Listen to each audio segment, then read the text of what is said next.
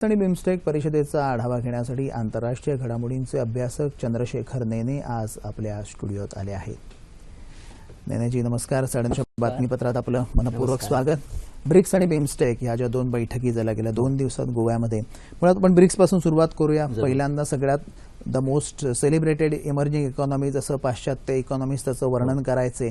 आज ग्लोबल इकॉनॉमीमध्ये जी आपण ज्याला म्हणतो झळ बसले, सगळ्याच अर्थव्यवस्थांना झळ बसलेली आहे। या पार्श्वभूमीवर ही जी ब्रिक्स परिषद आपल्याकडे झाली, जी 4 देश त्याच्यात होते, मुख्य आर्थिक आव्हानांवर काय चर्चा झाली आणि त्या दृष्टीने त्याचं फलित आपल्याला काय सांगताय? ब्रिक्स देश ही जेव्हा 2001 साली स्थापन झालं तेव्हा गोल्डमॅन सॅक्स या कंपनीने ती स्थापना केली होती आणि त्याच्यामधले जे 4 देश होते ते सगळे पुढची उगवते तारे म्हणून सिलेक्शन झालं होतं। त्याच्यात भारत, चीन आणि रशिया इत्यादी देश होते। परंतु असं पाहण्यात आलं की हे तारे बऱ्यापैकी झाकोळून गेले। 2010 साली त्यांनी साऊथ आफ्रिकेलाही त्यात घेतलं। आज जर बघितलं तर सध्याच्या ब्रिक्समध्ये भारताचा जो वाढ आहे, वाढीचा दर आहे तो सर्वोच्च आहे। चीनचा आपल्या खालोखाल आहे। ब्राझीलचा निगेटिव्ह आहे, 3.6% निगेटिव्ह ग्रोथ रेट सध्या ब्राझीलने दिलेला आहे। त्यामुळे आव्हानं तर खूपच मोठी आहेत। परंतु सर्वांनी मिळून या आव्हानांचा मुकाबला करावा अशी या ब्रिक्स परिषदेची एक मान्यता होती आणि त्या दृष्टीने त्याकरता काम चालू होतं। परंतु त्याच वेळेला ही परिषद जेव्हा भरवण्यात आली तेव्हा आपले पंतप्रधान नरेंद्र मोदी यांच्याकडे कदाचित त्यापेक्षा व्यापक दृष्टिकोन असेल, व्यापक ध्येय असेल आणि ते ध्येय गेले 2 वर्ष आपण बघतोय आपलं सातत्याने पाकिस्तानशी जे भांडण चालू आहे त्या भांडणामध्ये सर्जिकल स्ट्राईक नंतरचा पुढचा स्ट्राईक आपल्याला म्हणता येईल नॉन सर्जिकल स्ट्राईक याला आपण म्हणू शकू। त्याप्रमाणे पाकिस्तानला टेररिस्ट स्टेट डिक्लेअर करणं आणि या मोठ्या महनीय राष्ट्रांच्या सान्निध्यात त्यांच्या उपस्थितीत त्या व्यासपीठावर म्हणजे मोठी गोष्ट आहे। एक मला सांगायचं वाटतं की एक फार मोठा बदल घडून आलेला आहे। आतापर्यंत 47 साली स्वतंत्र झाल्यापासून आपण पाकिस्तानशी नेहमी बरोबरी करत होतो आणि पाकिस्तानपेक्षा आपण बरे म्हटल्यानंतर स्वतःचे पाठ ठोकत होतो। साधारण प्रायमरी एका विद्यार्थ्यापेक्षा आपण चांगले आहोत असं सांगायचं।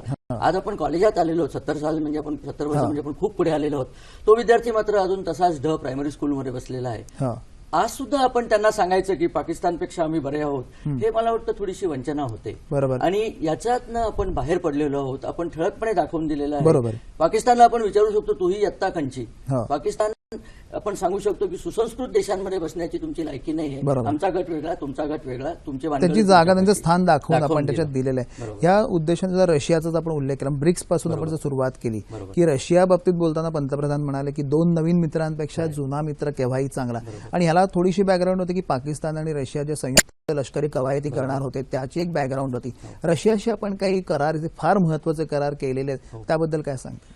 रशियाशी आता आपण 43,000 कोटी रुपयाचा डिफेन्स पुरवठ्याचा करार केलेला आहे। त्याच्यामध्ये आपल्याला बॅलिस्टिक मिसाईल पासून शील्ड SS-20 ही मिळालेली आहे आणि हे फक्त रशियाने 1-2 देशांनाच विकले आहे। आज आपल्याला खरा धोका जो आहे तो मिसाईल अटॅक आपल्यावरती होईल असा आहे। आपण इस्रायलकडनं ऑलरेडी सामान घेतलेलं आहे, आता रशियाकडनं पण घेतलेलं आहे। फार पूर्वीपासून रशिया आपला हा मित्र होता आणि आपण त्यांच्याकडनं बहुतेक डिफेन्स, पर्टिक्युलरली आपली नेव्ही ही जवळजवळ सगळी रशियाने दिलेली होती। परंतु गेल्या 2-4 वर्षांमध्ये आपला झुकाव पाकिस्तानचा अमेरिकेचं फाटल्यापासून अमेरिकेकडे झालेला आहे आणि रशिया त्याने अस्वस्थ झालेला होता। रशियाला एक तऱ्हेने आश्वस्त करणं की आम्ही तितके काही अमेरिकेच्या कल्पात गेलेलो नाही होत, तुमच्याशी आम्हाला मैत्री ठेवायची आहे। आणि रशियाचं जे मूळ भांडण टेररिझमशी आहे, चेचनियामध्ये त्यांना त्याचा भयंकर त्रास झालेला आहे। त्यामुळे रशिया एका अर्थाने आपल्या गटातच आहे।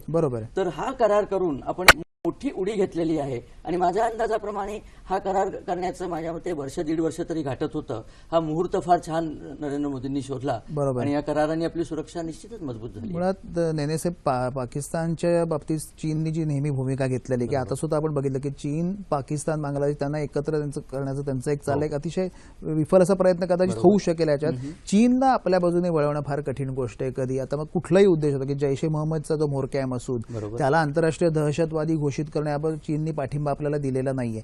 बांगलादेशच्या मध्ये तो जाणार आहे, तिथे तो मदत करणार आहे चीन। या पार्श्वभूमीवर या व्यासपीठावर चीन समोर, चीनचे असताना पाकिस्तान हे दहशतवादी राष्ट्र घोषित नाव न घेता करणं, त्याच्यावरती ठाम भूमिका घेणं, त्याचं समर्थन मिळवणं, कशा प्रकारे ही डिप्लोमसी शेवटी एक एंगेजमेंट आहे, कशा प्रकारे वर्कआउट झालेली वाटते आपल्याला? असं आहे की याला एक तर आपण यजमान होतो, हा एक आपल्याला मोठा फायदा होता। यजमानत्वाचा काही फायदे असतात, त्याचा फायदा घेऊन नरेंद्र मोदी ही घोषणा चीनच्या उपस्थितीमध्ये व्यासपीठावर केली असं बघा, आंतरराष्ट्रीय संबंध हे नेहमी सेल्फ इंटरेस्ट म्हणजे त्या देशांचे जे इंटरेस्ट आहेत त्याच्यावर अवलंबून असतात, भावनांवरती नसतात. चीन आपल्या बाजूने येईल आणि उद्या पाकिस्तानला चले जाव म्हणेल, ही कल्पना सुद्धा करणं चुकीचं आहे. पण चीनशी जितकं जास्ती आपण एंगेज होत राहू वेगळ्या वेगळ्या व्यासपीठांवरती, आज आपण आता मध्ये एंगेज झालोय, उद्या एनएसजी मध्ये आपण एंगेज होऊ, युनोमध्ये आपली त्यांची एंगेजमेंट चालूच आहे. ती जेवढी एंगेजमेंट आपण करू तेवढं चीनला नाही म्हटलं तरी थोडंसं आपल्या भूमिकेला समर्थन द्यायला लागतं. चीनने आता पाकिस्तानचं नाव घेतलेलं नाहीये, पण दहशतवादाचा मुकाबला आपल्याला बरोबरीने करायला लागेल हे मात्र त्यांनी म्हटलंय. आपण एक लक्षात घेऊया, जिओ पॉलिटिक्स जर आपण बघितलं तर सिरियामध्ये ISISचा आता जवळजवळ निपात होतोय अशी लक्षणं आहेत. तर ISISचे जे सगळे भाडोत्री गुंड आहेत ते आता कुठल्या बाजूला वळतील, तर त्यांना 2 जागा आहेत, एक तर चेचेनिया रशियामध्ये आणि दुसरं विगर प्रांत तो चीनचा आहे, तिथे ते जातील, कारण ते पुष्कळचे तिथनंच आलेले आहेत, ते आपापल्या घरी येतील. तेव्हा त्यांना फाईट करण्याकरता त्या दोन्ही देशांना पाकिस्तानची मदत लागणार आहे हे तुम्ही जाणून आहेत. त्यामुळे पाकिस्तानला डायरेक्ट दुखवण्याचा प्रयत्न दोन्ही करणार नाहीत, पण पाकिस्तान हा सिव्हिलाइज देशात लायकीचा नाही हे त्यांनाही कळलेलं आहे. चीनकडे आणखीन एक असा मित्र आहे उत्तर कोरिया, पण शेवटी कसं कुत्रे असले, वेडे कुत्रे असले तरी पाळून ठेवलेले असतात, तसं थोडंसं हे न्यूक्लिअर आणि याच्यात ते सगळीकडे कॉपरेशन ते करतच असतात. आणि महत्वाची गोष्ट म्हणजे चीन आणि भारत हे दोन्ही दक्षिण आशियामधल्या आणि सगळ्या जगातल्या प्रभुत्वाकरता प्रतिस्पर्धी आहेत. आता म्हटलं की भारताचा ग्रोथ रेट चीनपेक्षा वाढलेला आहे, चीनला काही आवडलेली गोष्ट नाहीये. तेव्हा आपण मित्र असलो तरी ते तोंड देखले मित्र असू, त्यातल्या त्यात डायरेक्ट खडाखडी करणार नाही. आणि पाकिस्तानचं एक लक्षात घ्या तुम्ही, आता सुद्धा सर्जिकल स्ट्राईक नंतर चीननी उघडलेलं नाहीये. चीनने कुठल्याही तऱ्हेने पाकिस्तानचं प्रोटेक्शन करा वगैरे असं म्हटलेलं नाही. इनफॅक्ट नवाज शरीफना तो धक्का होता, त्यांना वाटलं होतं आपला मित्र आपल्या मदतीला येईल, पण मित्र दुरूनच त्यांना सद्गुणाचे बोल सांगत राहिला. हा एक तऱ्हेने आपला विजयच आहे. बरोबर. ब्रिक्स आणि बिमस्टेक दोन्ही परिषदा एकत्र आयोजन करण्यामागे पण एक मोठी डिप्लोमसी होती. त्याचं काय फलित आपल्याला वाटतं की हा भारताचा उद्देश त्याच्यात सफल आपण झालोत का? आपण असं बघूया की एखादं मोठ्या घरचं लग्न जर असलं, एक उदाहरण म्हणून देतो, तर आपण आपल्या गल्लीतल्या सगळ्या लोकांना त्या लग्नाला बोलवतो. आपण जर यजमान असलो तर त्यांनी आपला एक प्रकारचा दरारा त्या लोकांवरती येतो की बा हे फारच मोठे आपले मित्र आहेत. थोडंफार तसं झालेलं आहे, पण हे काही आपणच केलं असं नाही. याच्या आधी 2014 साली जेव्हा ब्राझीलमध्ये परिषद भरली तेव्हा ब्राझीलने अर्जेंटिनापासून त्यांचे सगळे छोटे मोठे शेजारी बोलवले होते. रशियात उफामध्ये जेव्हा गेल्या वर्षी परिषद भरली रशियाने मिलिटरी अलायन्सचे लोक बोलवले होते. तर ही पद्धतच असते. आपली गोष्ट थोडीशी आणखीन वेगळी आहे. 1997 साली जेव्हा बिमस्टेकची स्थापना झाली, त्याची स्थापना केवळ एवढ्या करता केली होती की सार्कमध्ये पाकिस्तान आहे, पाकिस्तानच्या आडमुठेपणामुळे सार्कमधनं काहीही घडत नव्हतं, तर पाकिस्तान वगळून आपल्या सगळ्या मित्रांची एक परिषद करावी हा त्यातला उद्देश होता.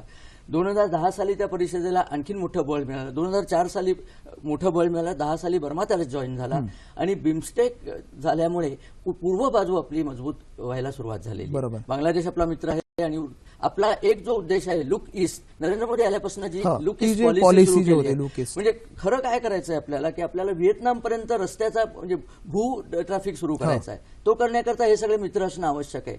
आणि एक लक्षात घ्या, आपण सार्कमध्ये जेव्हा जायचं नाही ठरवलं तेव्हा या सगळ्या सार्कच्या आपल्या बाकी मित्र देशांनी पाकिस्तानला वाळीत टाकलेलं आहे. बरोबर. त्या वाळीत टाकल्यानंतर या मित्र देशांना पुन्हा काहीतरी प्राईज देणं आवश्यक होतं. बिमस्टेकच्या दृष्टीने ते आपल्याला. आणि एक लक्षात घ्या, ब्रिक्स जे आहे, ब्रिक्स म्हणजे जगातली जवळजवळ 42% लोकसंख्या ब्रिक्स आणि प्रचंड मोठा व्यापार ब्रिक्समध्ये होतो.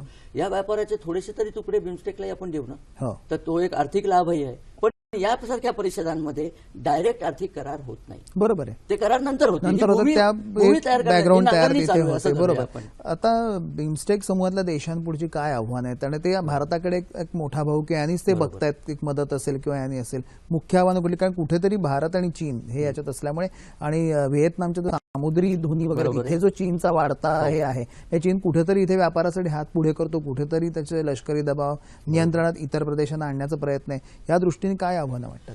बिमस्टेक पुढच्या देशांपुढची 2 महत्वाची आव्हानं आहेत. एक तर या बहुतेक सगळ्या देशांमध्ये दहशतवादाचं नाही म्हटलं तरी थैमान आहे.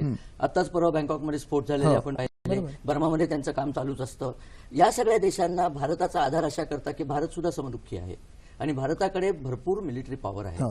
त्यामुळे या देशांना आपण तऱ्हेतऱ्हेने मदत करू शकतो. दुसरे म्हणजे हे सगळे देश एका अर्थाने आपल्यापेक्षा मागासलेले आहेत. आपला देश एक विचित्र गमतीचा देश आहे की आपल्याकडे मागासले पण आणि पुढारले पण एकाच वेळेला. त्यांच्याकडे मागासले पणच जास्त आहे, पुढारले पण तुलनाने अगदी कमी. त्यामुळे भारताकडनं त्यांना टेक्निकल मदत पाहिजे. सायबर सिक्युरिटी आणि पायरसी पासून सगळी मदत त्यांनी मागितली आहे. अॅग्रिकल्चरची मदत त्यांनी मागितली आहे आणि ती त्यांना कोण देऊ शकतो? भारत हा त्यांचा मोठा भाऊ आहे. त्यामुळे मोठ्या भावाकडे ज्या दृष्टीने पाहावं आणि ते मित्र आहेत आपले. बरोबर. आंग सुईची जे आता बर्मामध्ये नवीन राज्य आले ती आपली पारंपरिक मित्राची मुलगी आहे. निश्चितच बरोबर आहे. त्यामुळे अगदी नेनेसाहेब, ह्या दोन्ही परिषदा झाल्या, याचे दूरगामी परिणाम तर दिसत राहतील. आंतरराष्ट्रीय राजकारणावर भारताचा प्रभाव वाढणं, भारताचं प्रभाव क्षेत्र वाढणं, बरोबर. आणि त्याचा कुठेतरी अमेरिकेपर्यंत त्याचा मेसेज जातो, युरोपीय राष्ट्रांकडे त्याचा मेसेज जातो, दूरगामी परिणाम तर जाणवतील. ह्याच्या पुढे काय जर विचारलं तर अगदी थोडक्यात काय सांगतात की ह्याच्या पुढचं हे काय असू शकतं? याच्या पुढचं पाऊल आता न्यूक्लिअर सप्लाय ग्रुपमध्ये आपली मेंबरशिप पक्की करणं आणि युनायटेड नेशन्समध्ये सिक्युरिटी काउन्सिलची परमनंट मेंबरशिप घेणं ही खरी पुढची स्टेप आहे. या सगळ्या पायऱ्या आहेत. बरोबर. आपलं खरं ध्येय आपल्याला सिक्युरिटी काउन्सिलमध्ये पूर्ण एकदा स्टेप मिळाली की आपण स्वतः व्हेटो करणारा समर्थ देश होऊ शकू, आणि माझ्या मते त्याकरता हे सगळं चाललेलं आहे. पाकिस्तान खरं म्हणजे आता अगदी नगण्य आणि खिचगंटीत नसणारा एक प्रॉब्लेम आहे. त्याच्याकडे फार लक्ष सुद्धा अतिशय देण्याची आता गरज कर्जबाजारी नाही. आणि कुठली एस्पिरेशन नसणारं तो ते आता राष्ट्र तुटेल असं आहे. म्हणजे साधारणपणे दिसतंय. बरोबर. तर आपल्या पुढचं हे आव्हान आणि दुसरं आव्हान चीनचा वाढता प्रसार रोखणं हे निश्चितच आहे, आणि त्याकरता तऱ्हेतऱ्हेने आपल्याला प्रयत्न करायला लागतील. हे सोपं नाहीये, पण माझ्या मते सध्याचं सरकार जे नवीन पॉलिसीज घेत आहे, आणि आपली एक सर्जिकल स्ट्राईकमुळे आपली एक दुसरी प्रतिमा तयार झाली की सॉफ्ट स्टेट पासून इंडिया कॅन रिटॅलिएट, आपणही त्यांना बरोबर. शिक्षा दाखवून करू दिलेलं शकतो आहे हे पण त्याचं दाखवून दिलेलं आहे. आणि कालच मला वाटतं स्टेटमेंट आलंय की आम्हाला गरज पडली तर आम्ही पुन्हा सर्जिकल स्ट्राईक करू. हो. तर यांनी माझ्या मते पाकिस्तान तुटायची आणखीन एक जवळपास येते दोन गोष्टी पंतप्रधानांनी महत्वाचं बोललं की जगातली सर्वात खुली अर्थव्यवस्था म्हणजे भारतीय अर्थव्यवस्था, सगळ्यात वेगाने वाढणारी. एक पहिलं एखाद दोन गोष्टी राहून गेल्या की पतमूल्यांकन संस्था स्थापन करण्यासाठी आपण आग्रही भूमिका घेतली होती, बरोबर. पण अजून म्हणावा तसा प्रतिसाद या इतर राष्ट्रांकडे दिलेला मिळणार नाही. नाही, पण पुढे मागे ते होईल. नेनेसाहेब, आज आपण 9:30 बातमीपत्रात सहभागी झाल्याबद्दल मनपूर्वक धन्यवाद. धन्यवाद.